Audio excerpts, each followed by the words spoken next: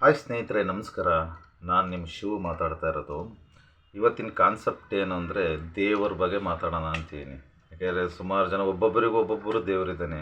ಒಬ್ಬರು ಗಣಪತಿ ಪೂಜೆ ಮಾಡ್ತಾರೆ, ಒಬ್ಬರು ಕೃಷ್ಣ ಪೂಜೆ ಮಾಡ್ತಾರೆ, ಒಬ್ಬರು ಆಂಜನೇಯನ ಪೂಜೆ ಮಾಡ್ತಾರೆ, ಮತ್ತು ಒಂದೊಂದು ಧರ್ಮದವರು ಒಂದೊಂದು ದೇವ್ರುಗಳ್ನ ಪೂಜೆ ಮಾಡ್ತಾರೆ. ಬಟ್ ದೇವರು ಅಂದರೆ ಈ 3 ಅಕ್ಷರದಲ್ಲಿದೆ ನೋಡಿ. ದೇವರು ಅಂದರೆ ಅಂದರೆ ದೇಹ ಇಲ್ಲದವನು, ವಾ ಅಂದರೆ ವರ್ಣೆಗೆ ಸಿಗದವನು, ರು ಅಂದರೆ ರೂಪ ಇಲ್ಲದವನು, ಅವನೇ ದೇವರು. ದೇಹ ಇಲ್ಲ ಅವನಿಗೆ. ಯಾವ ರೂಪದಲ್ಲಿ ಬರ್ತಾನೋ, ಮಾನವನ ರೂಪದಲ್ಲಿ ಬರ್ತಾನೋ, ಪ್ರಾಣಿ ರೂಪದಲ್ಲಿ ಬರ್ತಾನೋ, ದೇಹ ಇಲ್ಲ ಅವನಿಗೆ. ವಾ ಅಂದರೆ ಅವನು ವರ್ಣಿಸೋಕ್ಕಾಗಲ್ಲ. ರು ಅಂದರೆ ರೂಪ ಇಲ್ಲ. ಏಕೆಂದರೆ ಕಲ್ಲೊಳಗಿರೋ ಕಪ್ಪೆಗೆ ಯಾರು ಅನ್ನ ಹಾಕ್ತಾರೆ?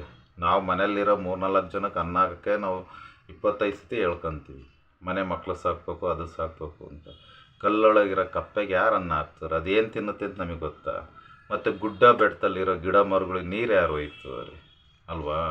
ಹಂಗಾರೆ ದೇವರು ಒಬ್ಬನೇ ಇರೋದು. ದೇವರು ನಾಮಗಳು ಹಲವಾರು ಅಲ್ವಾ?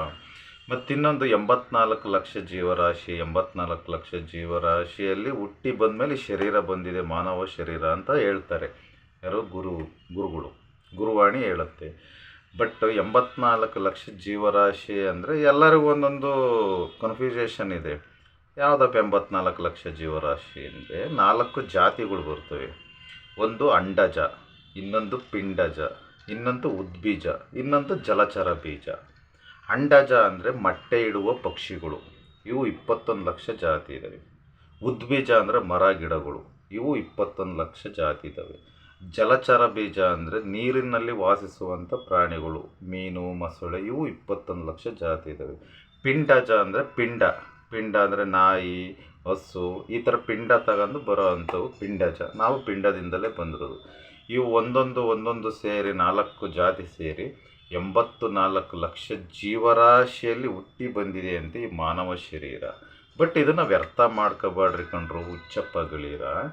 ಯಾಕೆಂದರೆ ಇದು ಒಂಥರ ಕರೆಂಟ್ ಬಿಲ್ ಹಂಗೆ ದಿನೇ ಒಂದು ದಿನ ಕಳೀತು ಅಂದ್ರೆ ನಮ್ದು ಆಯಸ್ ಮುಗ್ದು ಹೋಗ್ತೈತಿ. ಬಟ್ ನೀನು ಸಾಯ್ದಂತಲೂ ಕನ್ಫರ್ಮು. ಬಟ್ ನೀನು ಬಂದಿದೆಯಾ ಅಂದರೆ ಈ ಜನ್ಮ, ಈ ಜೀವದ ರಹಸ್ಯ ತಿಳ್ಕೊ, ಬೇರೆಯವ್ರ ಬಗ್ಗೆ ಬಿಡು ಅಲ್ವಾ? ಪ್ರತಿಯೊಬ್ಬರು ಬಂದಿರೋದಿಲ್ಲಿ ತನ್ನನ್ನು ತಾನು ತಿಳಿಯೋಕ್ಕೆ. ತಾನು ಯಾರು, ತಾನು ಯಾಕೆ ಬಂದೀನಿ ಈ ಭೂಮಿಗೆ. ನಾವೇನು ಮಾಡ್ತೀವಿ, ಇದನ್ನು ಬಿಡ್ತೀವಿ, ಬೇರೆ ಏನೇನೋ ತಗೊಂಡು ಈ ಕಸನ ನಮ್ಮ ಶರೀರದಲ್ಲಿ, ನಮ್ಮ ತಲೆಯಲ್ಲಿ ಹಾಕಿ ಅಂದ್ಬಿಟ್ಟು ನಮಗೆ ನಾವು ಲಾಸ್ ಮಾಡ್ಕೊತಿದ್ದೀವಿ ಅಲ್ವಾ? ಹುಟ್ಟಿರೋರ ಜೊತೆಗೆ ಯಾರು ಹುಟ್ಟಲ್ಲ, ಸತ್ತಿರೋರ ಜೊತೆಗೆ ಯಾರೂ ಸಾಯಲ್ಲ. ಹಂಗಂತ ನೀನು ಸಾಯ್ಬೇಡ ಅಂತ ಹೇಳುತ್ತೆ ಗುರುವಾಣಿ. ಇದು ಈ ಕಾನ್ಸೆಪ್ಟ್.